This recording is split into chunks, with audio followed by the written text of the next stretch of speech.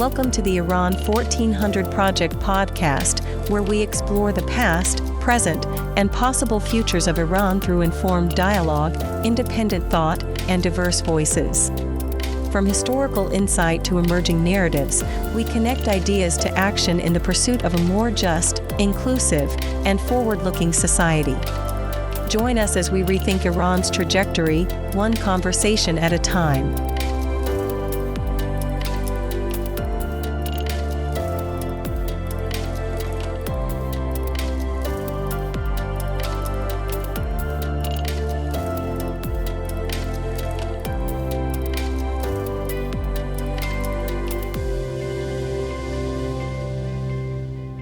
We live in a world just awash with information, right? Yeah. And it makes you wonder, how do we even figure out what's true anymore? Yeah, and what does that mean for trust? Trust in each other and institutions. Exactly. And today's deep dive takes us somewhere this question isn't just, academic. It feels truly existential. Mm-hmm. We're looking at an article by Vafa Mostahim from the Iran 1400 Project. It's called Truth and Trust: Reclaiming Ethical Ground in Iran's Civic Future. And the core argument really is that these three things, truth, honesty, and trust, are absolutely vital for any kind of civic ethical renewal in Iran. So paint a picture for us. What's the situation on the ground according to this source? Well, you've got decades of state-controlled media, ideological teaching in schools, a very securitized government. And the result? A deep erosion of public trust. The lines between actual information and propaganda, they're just incredibly blurred. But here's what caught my eye. Amidst all that erosion, the article talks about this emerging alternative civic force. Right. And the fascinating part, the real kicker maybe, is that it's not coming from traditional politics, not the usual opposition groups. So where is it coming from? It seems to be grounded more in, ethical agency, a kind of collective search for truth. Okay, truth is the big word there. How is it being defined in this specific context? Because it sounds like it might be different. It is. The article references Aram Hassami's work, 2-3 words, and points out that truth here isn't just about factual accuracy. It's not just getting the facts right. So it's broader than that. Yeah, it's presented as an ethical orientation, something aligned with justice, with transparency, with basic human dignity. That makes sense, especially when you think about authoritarian settings. Exactly. In those places, truth isn't just debated, it's actively co-opted by the state, twisted even. So civic truth, in this view, becomes less about being neutral. And more about moral integrity, about collective responsibility. Even something as simple as refusing to repeat a state lie, that act itself becomes powerful, an ethical reclamation. Wow. Okay, that distinction is really critical. So for this deep dive, what's our plan? Where are we going with this? Well, we're going to unpack how manipulating truth isn't exactly new in Iran, right? But what the article suggests is different now. What is? Is this growing civic refusal to just play along with the performance. There's this quiet, maybe insistence on reclaiming truth as a shared ethical thing we owe each other. Okay. So we'll explore that crisis of truth under state control, look at the sometimes surprising ways citizens are pushing back, and then think about how rebuilding trust could actually lay the groundwork for more ethical governance down the line. All right, let's start there with the crisis of truth itself. The article is pretty clear.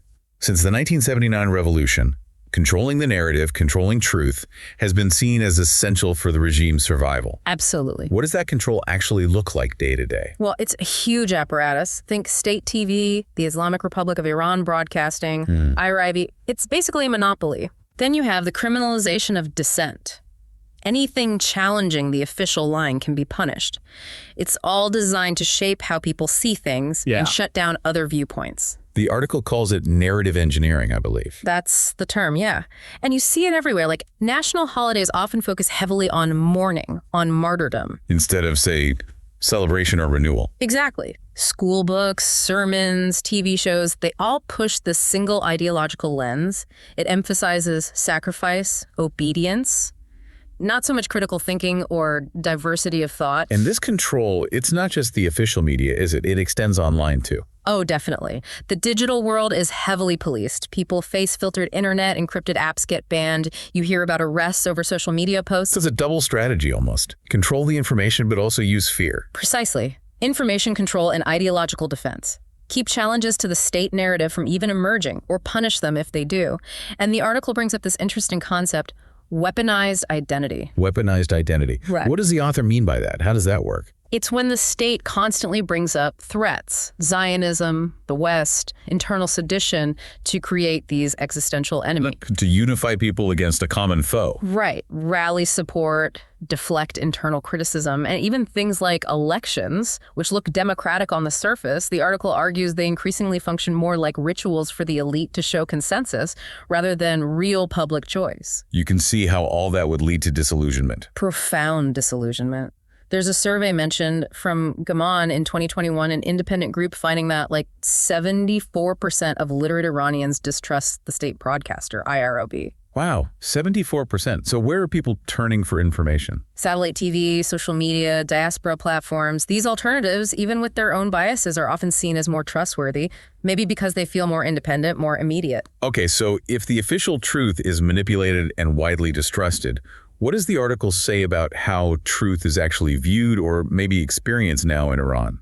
It suggests something really interesting, that truth today isn't just something you tell, it's something you have to live. Live. How so? In the face of all this institutional dishonesty, acts of ethical resistance, whether they're public or private, big or small, become ways people reclaim their civic dignity. That really highlights the creativity involved in resistance, doesn't it? Yeah. What kinds of acts are we talking about? Well, citizen journalism is huge, obviously. Social media, too. Think about protest videos, independent reports shared online, digital stories. It forms this living archive that directly challenges the official attempt to erase or rewrite events. Do they give specific examples? Yeah, a powerful one mentioned is the death of Nika Shakarami during the 2022 protests. The state gave one story, but it was citizen-led efforts online that uncovered what really happened and kept her story alive. And it's not just digital resistance, right? The article mentions art, satire. That's right. Protest songs, street art, independent theater, people sharing their personal testimonies, oral histories. These create a kind of moral clarity when the political sphere is so opaque. They reinforce memory, invite reflection. Exactly. It shows how diverse these forms of ethical agency can be. And then there are just the, everyday acts of integrity. Like what? In classrooms, in offices, at home. Many Iranians apparently just quietly refuse to accept dishonesty as normal. Simply choosing to speak truthfully, resisting pressure to conform, refusing an unjust rule. These subtle acts become powerful forms of civic resistance in themselves. This really sounds like a fundamental shift in how people relate to authority. Does the article suggest that traditional political parties like reformists or conservatives are still seen as sources of moral guidance in this? Actually, quite the opposite. The sense is that many Iranians don't look to those traditional parties anymore, whether inside Iran or opposition groups outside, for moral clarity. Why not? Years of promises that weren't kept, too much propaganda, their credibility has really taken a hit.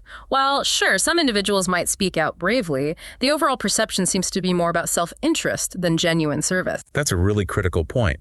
So what makes these newer, maybe unofficial civic truth tellers different from those traditional political figures? It seems to be less about their specific ideology and more about their consistency. An ethical refusal to lie, basically, even when it's much safer just to stay quiet. And it cuts across political lines. Often, yes. The article notes that many younger Iranians don't even identify with partisan labels or activist brands, but their daily actions, commitment to transparency, accountability, social responsibility, that's what marks them as part of this rising civic force. It suggests a real shift in what civic engagement even means. Okay, so we have this situation.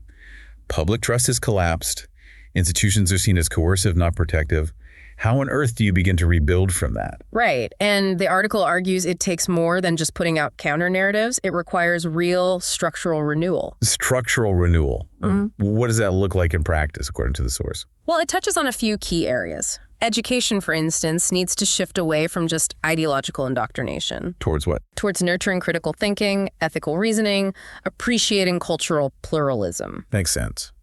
Justice. It needs to be grounded in transparency, allow for independent review, maybe focus more on restorative practices that actually heal communities rather than just punish individuals. And media, given how central its manipulation has been. Media needs to become more pluralistic, more locally grounded, responsive to actual audiences, and resistant to control, whether that's from the state or even foreign sponsors trying to push their own agendas. But maybe the most hopeful part here is that the article suggests examples of this kind of renewal are already happening, sort of from the ground up. Absolutely. It points to things like unofficial book clubs or reading circles where people discuss ideas freely, grassroots initiatives like women's health groups, student-led campaigns teaching digital literacy. These build trust directly. Yes, because they don't just provide access to information or truth, they create spaces where people can co-create it together. And what's really compelling is a connection the article makes to Iranian-born Baha'i teachings. Ooh, what's the significance of that connection? Well, these teachings see truthfulness as like the absolute foundation for all other human virtues. It's seen as essential for trust, for justice, for social progress. And how does that relate to the broader situation? Even though the Baha'i community faces marginalization in Iran, their civic principles, things like independently investigating truth, leadership focused on service, they seem to offer this nonpartisan moral framework that resonates with these wider efforts to rebuild public trust.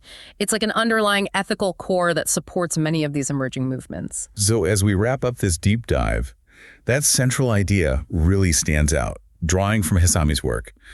Real civic transformation has to be rooted in ethical reflection, not just ideology. Right. Truth, in this view, isn't just a fact. It's like a compass and a promise.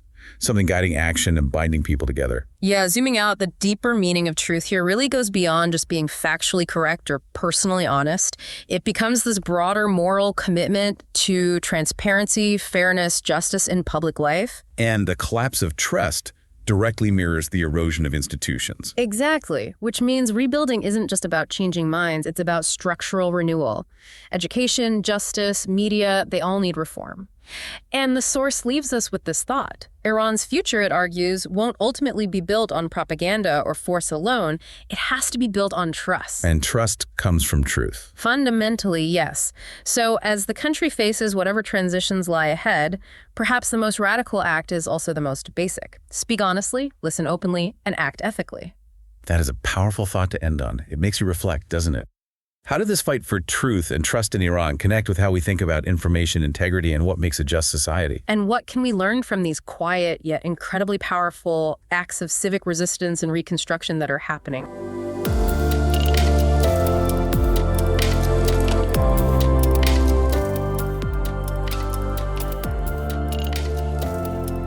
Thank you for listening to the Iran 1400 Project podcast. The Iran 1400 Project invites scholars, experts, and intellectuals to share their assessment of the evolution of institutions and ideas during the past 100 years to inspire a vision of Iran in the 1400s. If you found today's episode thought-provoking, be sure to subscribe, share, and continue the conversation.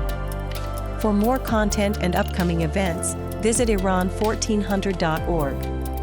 Until next time, stay engaged, stay informed, and stay hopeful.